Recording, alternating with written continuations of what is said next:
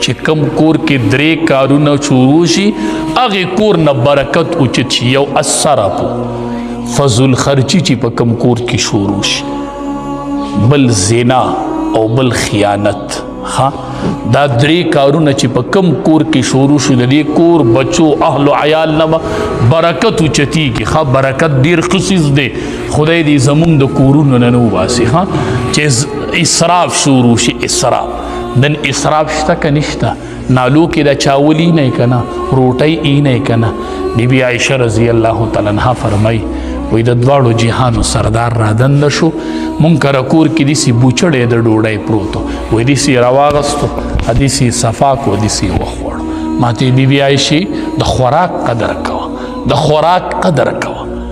دا واړه پیخپیک دي په دې چاولو په دې بوچړو، دا مه غورځوئ. که د خوراک نه نو راټولې کو یو سیټ ته یې کېږده، خو په دې خپې مه ږدئ.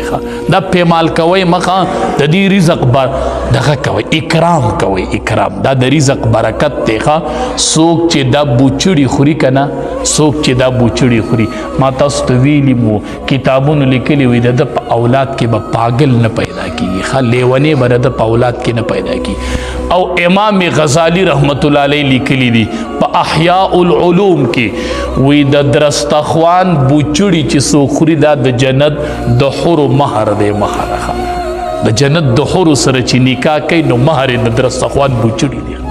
د درستخوان بوچړي خوره. نبی علیه السلام ډاګې نه نوړی راواغستله، صفا یې کړله، وی خوړله. بیبي عایشې رضی الله تعالی عنها ته وی د خوراک قدر.